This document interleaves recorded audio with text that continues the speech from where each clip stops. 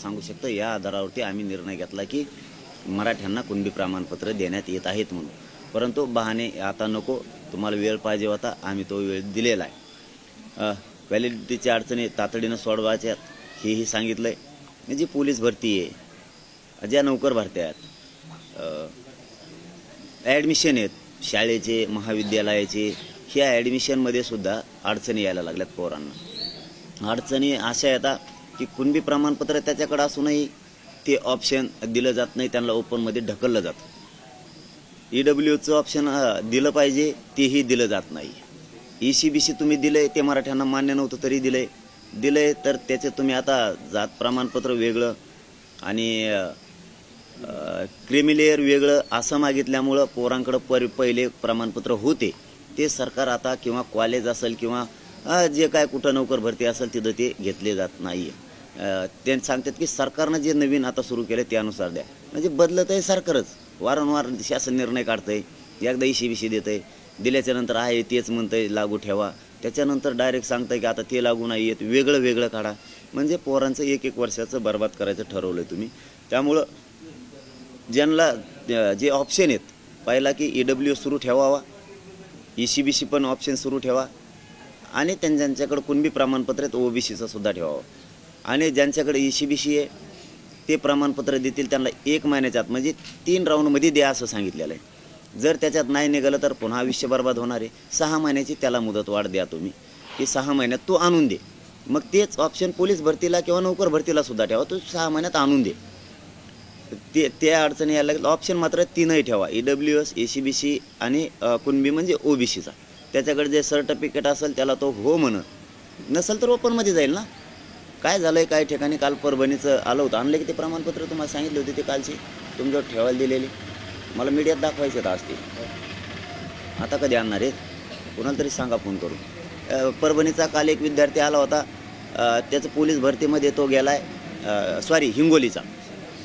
त्यांनी सांगितलं मी पोलीस भरतीमध्ये गेलो, परंतु ऑप्शन आहेत दिले पण माझ्याकडे सर्टिफिकेट आहे कुणबीचं. मला सांगितलं आहे तुला हे जमणार नाही, तू ओपनमध्ये जाय. आणि त्यानेच फॉर्म लिहिला आहे, त्या कोण पोलीस होता ना त्यानेच तो फॉर्म लिहिला आहे. अहो कालचे 4 कागद दिले होते, ते तुम्हाला हिंगोलीचं दाखवलं होतं, ठाण्याचं दाखवलं होतं मी. काल हिंगोलीचा विद्यार्थी आला होता. हे सरकारला सांगणं गरजेचं आहे माझं, की म्हणून त्याला ओपनमध्ये लिहून घेतलं नाही, त्यानेच ते अर्ज लिहिला ते कोण पोलीस होता त्यानं, आणि त्यांनी सांगितलं कर याच्यावर सही, मग जर माझ्याकडं प्रमाणपत्र नाही तर मी ओपनमध्ये जात आहे, हे त्याच्याकडून लिहून घेतलं, सही करून लिहिलं त्याने, सही फक्त घेतली. म्हणजे त्याच्याकडे प्रमाणपत्र आहे, तो दाखवतोय, नसेल त्याच्याकडे व्हॅलिडिटी होईल ना. तुम्ही वेळ द्या ना 6 महिन्याचा, 6 महिन्याचा वेळ वाढून द्या त्यांना, म्हणजे त्यांचा लॉस होणार नाही. जसं की कौतुक करायला लागेल त्या बीडच्या SP साहेबांचं, की त्यांनी प्रेस नोट काढली की 3ही ऑप्शन ठेवले. याला म्हणतात गोरगरिबांच्या विद्यार्थ्यांना न्याय देणं. गोरगरिबांची क्वालिटी असूनसुद्धा त्यांना घेतलं जात नाही विनाकारण काही कारणं देऊन. म्हणून सरकारला विनंती की तुम्ही EWS पण सुरू ठेवा. EWS तुमच्यामुळं बंद झालेलं आहे, मराठ्यांमुळं नाही. कोणचं माकड काय म्हणतं त्याच्याशी आम्हाला नाही देणं घेणं, कारण ECBC दिल्याच्या नंतर सरकारनं EWS बंद केलं, हे मराठ्यांनी बंद केलेलं नाही. आम्ही वारंवार त्यांना सांगतोय की तुम्ही EWS पण सुरू ठेवा. विद्यार्थ्याला EWSमधून जायचं असेल EWSमधून जातील, ECBCतून जायचं असलं तर जातील, कुणबीतून OBCतून जायचं असलं तर जातील. तुम्ही ते ऑप्शन ठेवा, त्याच्याकडे 3ही नसेल तर तो ओपनमध्ये जाईल. हा मुद्दा महत्त्वाचा आहे. याच्यानंतर तुम्ही मुलीला शिक्षण मोफत केलं, तुम्ही मुलींना शिक्षण मोफत केलं आहे, मुलींना मोफत शिक्षण मिळत नाही आहे. तुम्ही व्हॅलिडिटीची अट ठेवली, आता तुम्हाला मुलीला मोफत शिक्षण द्यायचं सगळ्या जाती धर्माच्या मराठ्यांसह, मग कशाला अट पाहिजे? ते खुलं करून टाका सगळं. मुलींना मोफत शिक्षण म्हणलं की मोफतच, काही अडचण नाही ना तुम्हाला. मोफत इकडं म्हणायचं मोफत. एकदा ते चंद्रकांत दादा पाटील म्हणले होते आम्ही काय द्यायचं आणखीन समाजाला, आम्ही अमुक दिलं, आम्ही महामंडळ दिलं, सारथी दिली. सारथीतल्या पोरांचे काय हाल आहेत जरा त्यांच्याकडे बोलून बघा. महामंडळातले बी कोणाच्या कशा होत्यात फायली हे जरा गावखेड्यात जाऊन विचारून बघा. पोरांच्या 2-2 वर्ष झालेत फायलीचे गठ्ठे घेऊन पळत आहेत. म्हणजे आणि चंद्रकांत दादा म्हणले होते की आम्ही मुलींना मोफत शिक्षण केलं सगळं, PG ते 2G काय KG पर्यंत सगळं केलं म्हणले. कुठं आहे कुठे आहे? कितीतरी विद्यार्थी दाखवतो मी या अंतरवालीला. तुम्ही करायचं ना मोफत शिक्षण मुलींना सगळ्यात करा, त्याच्यात भेद करू नका. तुमचं आमचं जरी ठरलं होतं मराठ्यांच्या मुलीला करू, आम्ही सांगितलं होतं सगळ्या जाती धर्माच्या मुलींसाठी करा. लेकरात त्या मुलीत त्या विद्यार्थिनीत भेदभाव नसला पाहिजे, जाती तीळ नको आणि नसलाच पाहिजे. हे संस्कार आमच्यावरतीच सगळ्या मुलींना करा. तेही व्यवस्थित नाही केलं सरकारनं. आता सरकारला जेवढा वेळ द्यायचा होता आम्ही तेवढा दिलेला आहे. आमची सरकारला विनंती की तुम्ही या सगळ्या मागण्या पूर्ण करा. आरक्षणाच्या बद्दल आम्ही ठाम आहेत. सगळ्या सोयरीची अंमलबजावणी पाहिजे. कोणाच्या काय हरकती आहेत काय आहेत आम्हाला माहीत नाही, आम्हाला त्याशी देणं घेणं नाही. मराठा आणि कुणबी एकच आहे. 2004चा कायदा बनवलेला आहे सुशीलकुमार शिंदे सरकारनं. तुम्ही मराठा आणि कुणबी कायदा आहे त्याला दुरुस्ती करा किंवा दुसरा कायदा बनवला तरी आम्हाला हरकत नाही. पण मराठा आणि कुणबी एकच आहे, कारण कुणबींचा व्यवसाय आणि मराठ्यांचा व्यवसाय सारखा आहे. त्यांचे रोटीबिटी व्यवहार पण होतात. त्यांचं समान आहे सगळं. तुम्हाला जे पाहिजे ते, जसे की तुम्ही बाकीच्या जाती अगोदर घेतल्या, काळजी घेतल्या असत्या त्या घेतल्या, त्याच्यानंतर आता 350-400 ज्या झाल्यात त्या तत्सम म्हणून किंवा त्यांचे व्यवसाय सारखे आहेत म्हणून घेतल्यात किंवा तुम्ही काय म्हणून घेतल्यात, त्यांचे निकष आणि आमचे निकष आम्ही तुम्हाला सिद्ध करून दाखवतो. त्यामुळे मराठा आणि कुणबी एकच आहे. तो एक भाग ती पहिल्यापासूनची मागणी आहे, त्याच्यात आम्ही बदल केलेला नाही. सगळ्या सोयरीची अंमलबजावणी ही आम्हाला पाहिजेच आणि आम्ही ती मिळवणार आहे. मागेल त्या मराठ्याला, ज्या मराठ्यांची कुणबी नोंद सापडली त्या नोंदीच्या आधारावर मागेल त्या मराठा समाजाला कुणबी प्रमाणपत्र द्यायचं.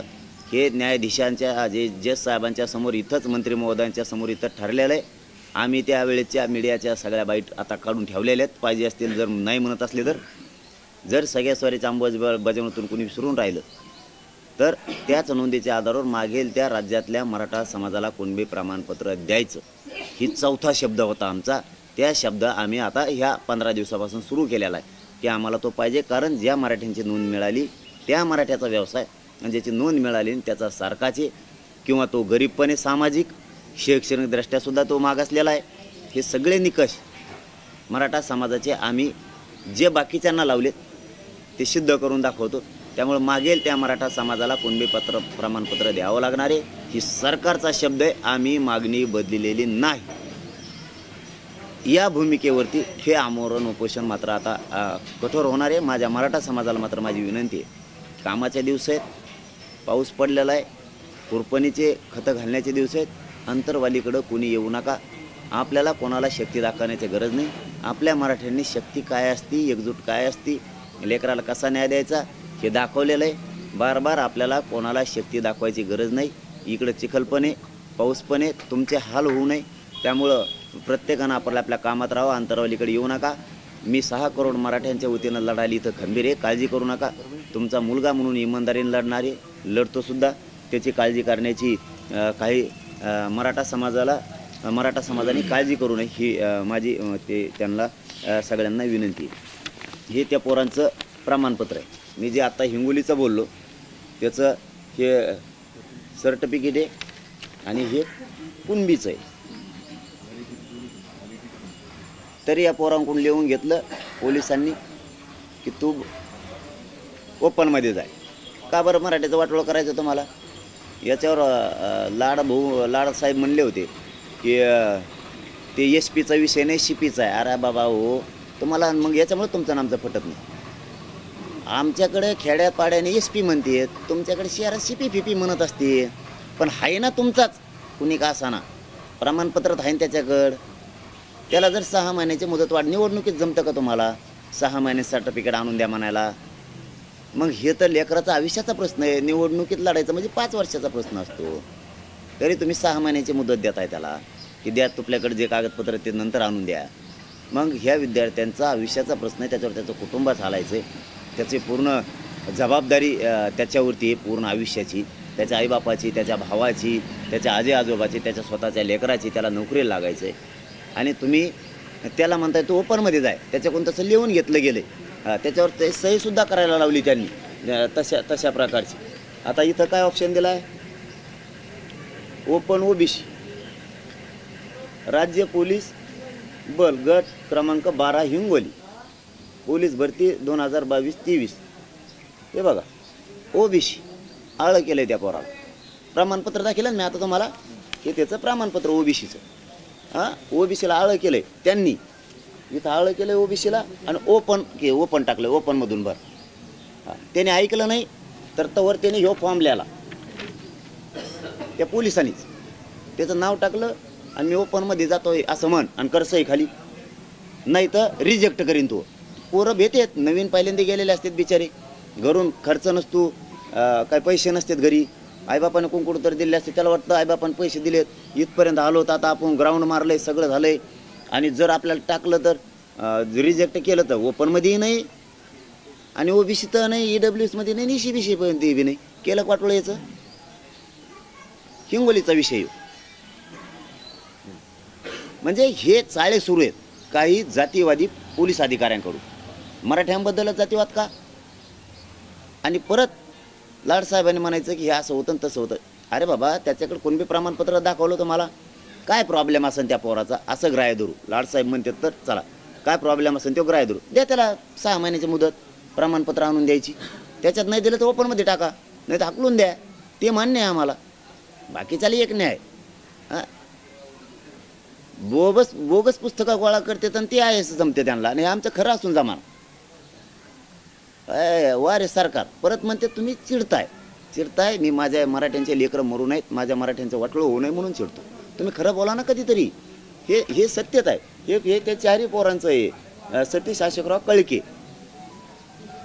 हे 4 त्याचेच प्रमाणपत्र आहेत. काय पाहिजे आणखी तुम्हाला? काय याच्यावर जर चूक असेल सालाच्या बद्दल 2024, 24, 27, 28, 29, काही 21, 22 असेल तर त्याला ओरिजिनल सांगा, 6 महिन्याचा आणून दे तो असला तर. असं चालत नाही का? याने आमच्या पोराचं वाटोळं व्हायला लागलं. ती GAचा बी प्रॉब्लेम आणून ठेवला आहे. म्हणजे पोरांना इंजिनिअरिंगला जाता येणार, काहीला मेडिकलमध्ये जाता येणार, ती GAचा प्रॉब्लेम आणून ठेवला आहे. ते बी काहीतरी आलंयच आमच्याकडं. कवरच मी म्हणतो सरकार आमच्याबद्दलच असं का वागतंय? मोफत शिक्षण दिलं, ते GAचं बी त्यांनी पुन्हा राऊंड घेत असते, तो GAचा राऊंड बंद केला आहे. आज त्याच्यात 20,000 पोरं आहेत. 1-2 वर्ष लढायला 6-7 वर्ष लागतात पोराला लढायला, शिकायला, खर्च करायला आई बापाला सुद्धा. 5-6 लाख रुपये जाते. झालं त्याच्या आयुष्यात वाटलं तुम्ही राऊंड नाही घेतला, मागचा राऊंड कम नाही घेतला? केंद्रीय शालेय विभागानं राऊंड का नाही घेतला? असे तर 4-4 राऊंड घेताय तुम्ही. राऊंड न घेतल्यामुळे हे पोरांचं जवळपास त्यांनी सांगितल्याप्रमाणे 30,000 पोरांचं वाटलं झालं. का बरं असं मराठ्यांचं वाटलं? बरं बाकीच्या जातीच्या पोरांचं का वाटलं करता? का राऊंड घेतला नाही तुम्ही? म्हणजे सरकार कोण म्हणतं आम्ही देतं आणि दुसरीकडून देत नाही. तुम्हाला असं करायचं आहे का? तुम्हाला मराठ्याला आरक्षण द्यायचं नाही, तुम्हाला धनगराला आरक्षण द्यायचं नाही, तुम्हाला बंजारा समाजाचा वेगळा प्रवर्ग करायचा नाही, तुम्हाला दलितांना न्याय द्यायचा नाही, मुस्लिमांचं आरक्षण असून द्यायचं नाही. तुम्हाला असं करायचं आहे का? मराठ्यांना, या धनगरांना यांना येड्यात काढायचं, द्यायचं नाही आणि नवीन काहीतरी आणायचं. लाडकी बहीण, लाडका भाऊ, आता लाडकी मेहुणी नाही तर मेहुणा आणते. तुम्हाला हे करायचं आहे का लफडे? हे पैसे वाटायचे, निवडणूक होत तर निवडणूक झाली की बंद पडून जाणार. तर तुम्ही लाईनी लावल्या. तुम्हाला माहिती आहे का लाईनीमुळं काय झालं? सरकार ऐकताय का तुम्ही? याच्यामुळं काय झालं माहिती आहे का? गोरगरिबांना बिचाऱ्यांना काय लक्षात येत नाही. तुमचा लाडका भाऊ, लाडका बहीण पैसे घ्यावा का लेकरासाठी आयुष्याचं घ्यावा, लढाव, हे त्यांच्या लक्षात येत नाही. त्यांना वाटतं सरकार चांगलं दिसतंय, आपल्याला पैसे द्यायला 2 रुपये म्हणजे चांगले. पण ह्या नादात तिथं लाईन लागल्यामुळं अख्खा वर्ग तिकडं गेला, लाडका भाऊ तिथं गेला, लाडकी बहीण तिथं गेली, आता लाडकी मेवणी बी येणार आहे तिथं. याच्यामुळं तिथं झाली गर्दी आणि त्या गर्दीमुळं तुमचे साईट पाड्यात बंद, पोराला ॲडमिशन घेता येणार. बधीर झालं का सरकार थोडं काही? त्या साईट बंद पड्या, त्या नेटवर एवढा लोड आलाय. हे लाडक्या मेवणीचे फॉर्म भरायचे का लाडक्या मेवण्याचे फॉर्म भरायचे का लाडक्या बहिणीचे भरायचे का भावाचे भरायचे? सरकारने हे डाव टाकलाय. हे बघा, गोरगरीब जनता, मराठ्यांची, धनगर बांधवांची, 12 बलुतेदारांची समजून घ्या. हे डाव टाकायलेत. ती झाली गर्दी. त्या ॲडमिशनला झालं का ते? लोडवर आली की साईट? लोडवर साईट आल्यामुळं काय म्हणायला लागलेत? साईटच बंद होती मग ॲडमिशन झालं. कुणी म्हणतं मग फॉर्मच भरण्यात नाही आला, कुणी म्हणतंय अमुक झालं तमुक झालं. लोड आला ना. अरे बाबा, आमची उदाहरण सांगतो, आमची जर गर्दी झाली ना, आमच्या मीडियाच्या बांधवाली इथं नेट मिळत नाही, नुसती गर्दी झाल्यावर. तर एवढी साईट राज्यात सुरू झाल्यावर केलं ना तुम्ही विद्यार्थ्याचं वाटलं सरकारनं ह्या नावाखाली. हे बघा, माझं सरळ म्हणणं आहे, सरकारनं देऊ नये असं नाही, सरकारनं केलं ते चांगलाच उपक्रम असं. पण याचा अर्थ तुम्ही आरक्षणापासून सगळ्या जातींना हटू नाही शकत ना दिलो. तुम्हाला वाटत असं थोडक्यात ते पैसे दिले म्हणजे मतदान विकत घेतल्यासारखं केलं. आम्ही आयडिया केली. एकदा एका खासदारानं केलं होतं, मी नाव नाही सांगत मुद्दाम, त्याने एकदा असंच केलं होतं. त्यांनी काय केलं, त्याला निवडून यायचं होतं म्हणून त्याने आयडिया जोडली. त्याच्या विरोधात सगळं जनमत गेलं जिल्ह्यातलं. पण ती महिला खासदार होती, तिला डोकेबाज होती. आणि दुसरा बी खासदार माझीच होता, तो बी डोकेबाजच होता. त्याने बरोबर डोकं लावलं. पण माणसं सगळे त्या माणसाचा जय जयकार करायला लागले. म्हणून ह्या महिला खासदारांनी असं डोकं लावलं. तिने त्यावेळेचं सांगतोय आणि हे खरं आहे, मी लोकसुद्धा उभा करेन जबाबदारी जर आलं तसं मला खरं खोटं करायची वेळ तर. तिने काय केली, एक साडी मंगळसूत्रच वाटायला चालू केलं. घातल्या का महिला एकीकडं आणि माणसं एकीकडं लावली कुटाकुटी. महिला म्हणायची तीच चांगली आहे. तिने मला साडी दिली, आता तो एका साडीवर ना दिली कुटाकुटी आमच्या घरातच लावून. नवरा एक म्हणतो, बायको एक म्हणायला लागली. हे असले चालू लोक आहे ते. समाज जनता समजून घ्या, हे लय चालू आहे ते. धनगरांना आरक्षण नाही द्यायचं, मराठ्याला नाही द्यायचं, बंजारा बांधवाला नाही द्यायचं, मुस्लिम बांधवाला नाही द्यायचं, हे लय चालू आहे. मध्येच काय कोण आणलं लाडका बहीण, लाडकी बहीण, आता लाडकी मिळवण्याची तयारी चालू आहे. आता ते बी आणणार म्हणजे यांना फक्त सगळे लोक ते गुंतून ठेवायचे. तोवर आचारसंहिता लागणार, तोवर निवडणूक येणार, लोक लाईनीतच खुश. आणि एकदा हे झालं की बंद पडणार. इथून मागचे किती बंद पडलेत, किती जणांना माता मावल्यांना पगार उशिरा येतात.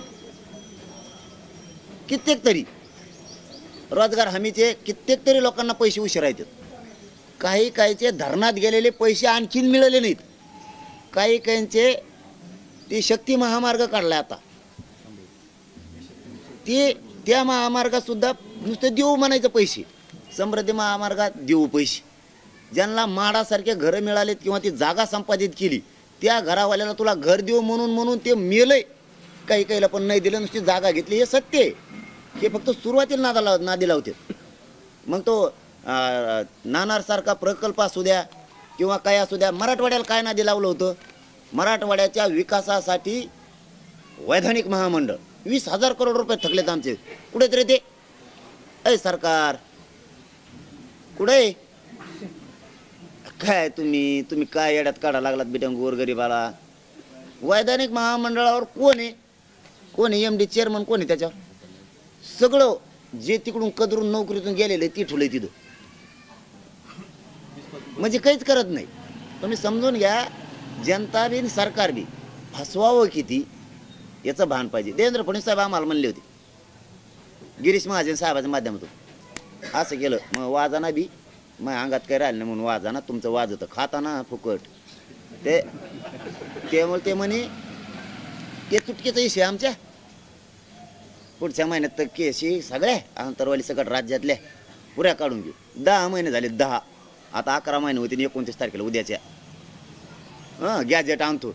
समिती गेली, समितीनं 4 महिने घातले. दिवस किती पाहिजेत मला हे सांगा. किती दिवस पाहिजे तुम्हाला. 11 महिन्यापेक्षा जास्त राज्यात नसन दिले कोणी वेळ एवढा. लावलं का गॅजेट तुम्ही तुमजवळ. सातारा संस्थांचं गॅजेट कोणाजवळ, तुमजवळ. बॉम्बे गव्हर्नमेंटचं कोणाजवळ, तुमजवळ. का बरं कमून मराठ्यावर अन्याय आहे ना. धनगराचं खरे नाही आरक्षण संविधानात. का बरं द्यायचं नाही तुम्हाला. खरं बी का बोलायचं नाही. का द्यायचं नाही. हेळसांड कशामुळं. मुस्लिमांचं आरक्षण आहे ना. काय हेळसांड. राजपूत एक आरक्षणात आहे, दुसरा नाही. कशामुळं नाही द्यायचं. काहीकडे समाजात 3 जाती कशामुळे केल्या तुम्हाला कोणी अधिकार दिला. तुम्हाला कोणी अधिकार दिला. का द्यायचं नाही तुम्हाला. बंजारा समाजाचा वेगळा प्रवर्ग का करायचा नाही. त्यांच्या लेकरात चांगलं नाही होऊन द्यायचं. हे ओबीसीतले मोठ्याले जाती त्यांना खाऊन द्यायनात ना. ऊस तोड मेले ना ते बंजारा समाजात लोक. तुमचे हे डावं लक्षात आले.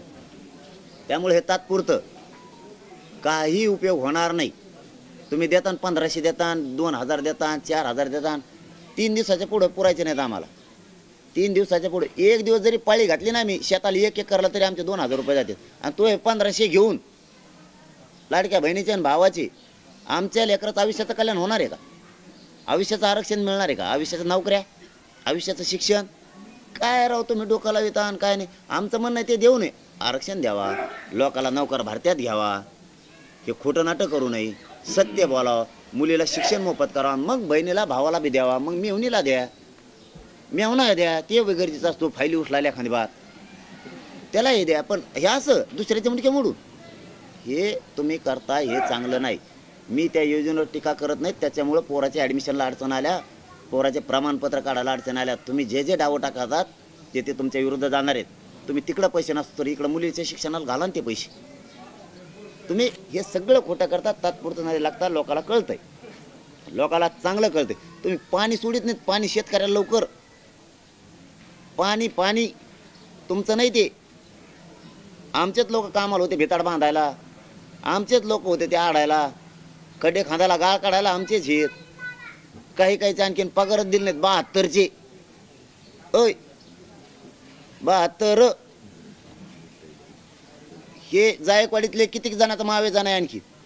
काहीला तर वावरत नाहीत आणि त्याच्यात पाण्यात डुबून बसले त्यांना तुम्ही. त्यांचं फक्त मंदिराचं पाणी कमी झाल्यावर फक्त वरचा तुरा दिसतोय. खोटं नाही बोलत. मै तळतळे. तुम्हाला वाईट वाटतं. काही म्हणते ते शरद पवारचं ऐकतं, काही म्हणते ते शिंदेचं ऐकतं, काही म्हणते पण तुम्हाला काय डोकं रे? स्वतःला शहाणं समजता. इथं माझ्या जातीचं तळतळ मांडतोय मी. ज्या लोकांचे शेतं गेले त्या जायकवाडीत त्याला आणखीन काही नाही. ज्याला वावर मिळाला त्याला वावरात येऊन द्यायना. आणि इकडच्या शेतकऱ्यांचे काही धरणग्रस्तांनी बळच बळी केलेत. काही आणखीन पैसेच नाहीत त्याचे.